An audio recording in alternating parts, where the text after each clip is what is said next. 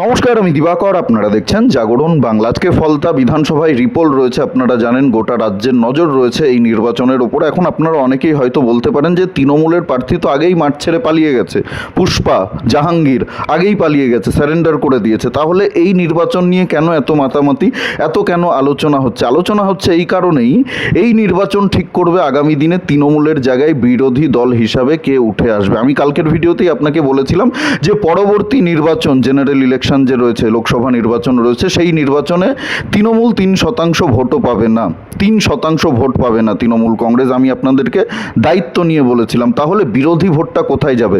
ফলতা বিধানসভায় যদি আপনি একটু দেখেন, তাহলে এখানে হিন্দু ভোট রয়েছে 69%, প্রায় 70%-এর কাছাকাছি হিন্দু ভোট রয়েছে। 30%, 30.3% রয়েছে মুসলিম ভোট। এই মুসলিম ভোটাররা কাকে ভোট দেবে? তৃণমূল না থাকলে তারা কোন অপশানটা বেছে নেবে? এটাই কিন্তু সবথেকে ইন্টারেস্টিং ব্যাপার, এবং এই দিকেই কিন্তু সবার নজর রয়েছে যে আগামী দিনে প্রধান বিরোধী দলের জায়গাটা কে পাবে।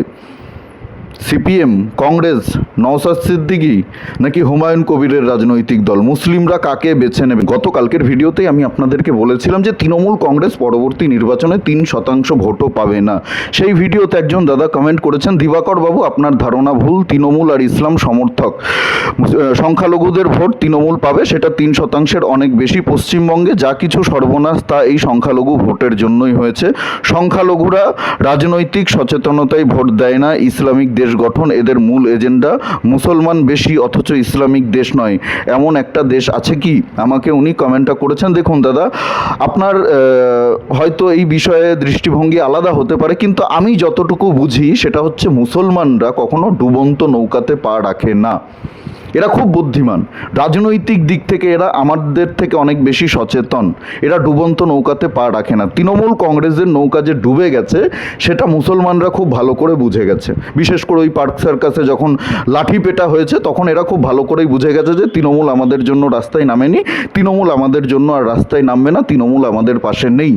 তৃণমূল এতদিন দুধ খেয়েছে, আমাদের মালাই খেয়েছে, ক্রিম খেয়েছে, সব কিছু খেয়েছে। এখন তৃণমূল দলটা আমাদের পাশে আর দাঁড়াবে না। তৃণমূল নিজেদেরই পাশে দাঁড়াতে পারছে না, তো আমাদের পাশে আর কি দাঁড়াবে? এটা মুসলমানরা বুঝে গেছে। আর ডুবন্ত নৌকাতে বললাম না, মুসলমানরা পা রাখে না, তাই মুসলমানরা এখন অন্য অপশান খুঁজবে। বিজেপিতে তো তারা আসবে না, বিজেপিকে তো তারা ভোট দেবে না, এটা সত্যি কথা, একেবারে চিরন্তর সত্য কথা। এটাকে আপনার স্বীকার করতেই হবে। যতই বিজেপি মুসলমানদের জন্য উন্নয়ন করুক না কেন, মুসলমানদের জন্য ভালো কাজ করুক না কেন, তারা বিজেপিকে ভোট দেবে না, এটা তাদের নেচার। এখান থেকে তারা বেরিয়ে আসতে পারবে না, এটা চিরসত্য। তো এই সত্যটাকে আপনাকে মেনে নিতে হবে। তো এরা তো এখন অপশান খুঁজবে যে বিজেপি নয়তো কাকে, প্রধান বিরোধী দল হিসাবে কাকে এরা সমর্থন করবে, কাকে ভোট দেবে, এদের ভোটটা কোথায় যাবে, সেটাই এখন দেখার অপেক্ষা। যে তৃণমূল না থাকলে কোথায় এরা ভোটটা দেয়, কাকে এরা সমর্থন করে।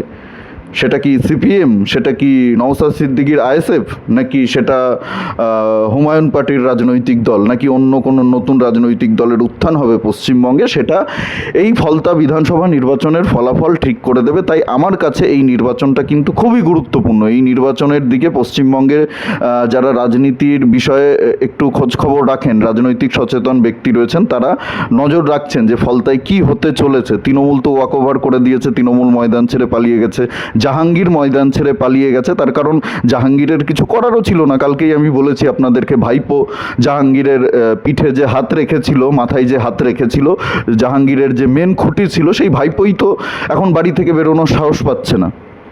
সেই ভাইপো জাহাঙ্গীরের হয়ে একদিন প্রচার করতে গেল না। নির্বাচনে তো জয় পরাজয় থাকতেই পারে।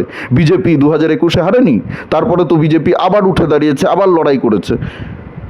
তো নির্বাচনে জয় পরাজয়, সেখান থেকে ঘুরে দাঁড়ানো, এটা তো খুব স্বাভাবিক ব্যাপার। রাজনীতিতে টিকে থাকতে হলে আপনাকে লড়াই করতে হবে, কিন্তু তৃণমূল কংগ্রেস একেবারে লড়াই ছেড়ে দিয়েছে।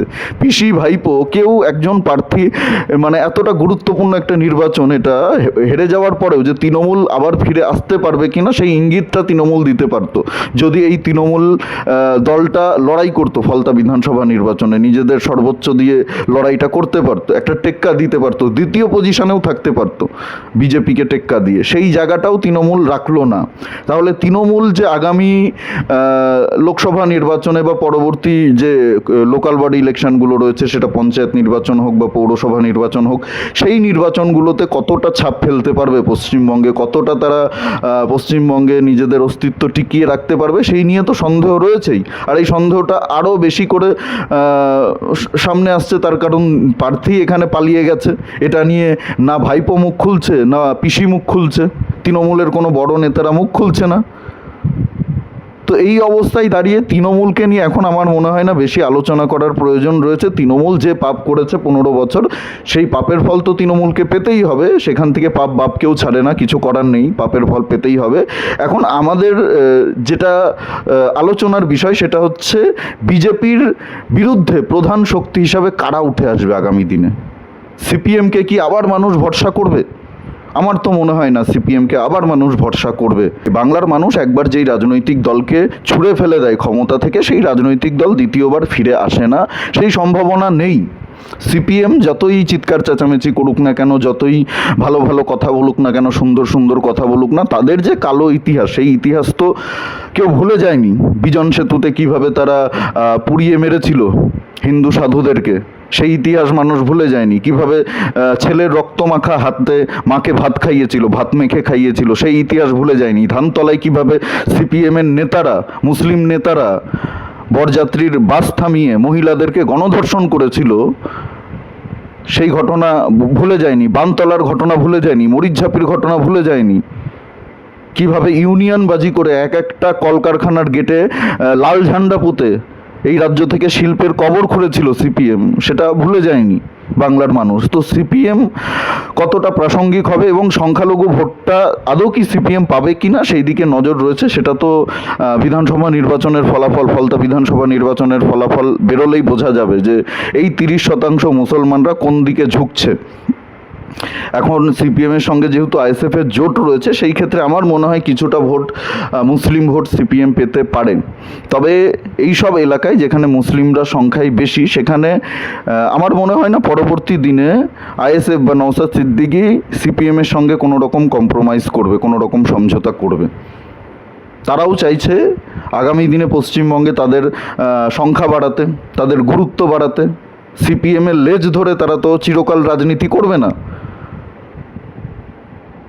তাদের একটা উদ্দেশ্য রয়েছে। ওই আসাউদ্দিন ওবেসির মতো মুসলিমদের নেতা হবে, মুসলিমদের মাসিয়া হবে, সেই উদ্দেশ্য নিয়ে তারা তো পরবর্তী নির্বাচনগুলোতে লড়াই করবে। এবং এখন তৃণমূল যদি না থাকে, তাদের জন্য এই লড়াই আরও সুবিধা হয়ে যাবে, তাদের জন্য মাঠটা ফাঁকা হয়ে যাবে। মুসলিমরা তাদেরকে বেশি করে ভোট দেবে, এমনি মুসলিমরা তাদেরকে ভোট দেয়। আপনারা দেখেছেন কিভাবে ভাঙড়ের মতো জায়গায় বারবার নওশাদ সিদ্দিকী জিতছে। তো এটা প্রভাব ফেলবে পশ্চিমবঙ্গের রাজনীতিতে, একটা ভালো প্রভাব ফেলবে। এখন সেটা কতটা প্রভাব ফেলে, কোন দিকে যায়, সেটা তো নির্বাচনের ফলাফল প্রকাশের পরেই বোঝা যাবে। ফলতা বিধানসভা বিজেপি জিতছে, এই নিয়ে কোনো সন্দেহ নেই, এই নিয়ে কোনো প্রশ্ন নেই মনের মধ্যে। আমি একদম 100% নিশ্চিত ফলতা বিধানসভা বিজেপি জিতবে। কিন্তু বিজেপির পরে দ্বিতীয় স্থানে কে থাকবে, কোন রাজনৈতিক থাকবে? তৃণমূল তো নেই। তৃণমূলের জায়গায় দ্বিতীয় স্থানে কোন রাজনৈতিক দল উঠে আসবে, সেই দিকেই কিন্তু নজর রয়েছে।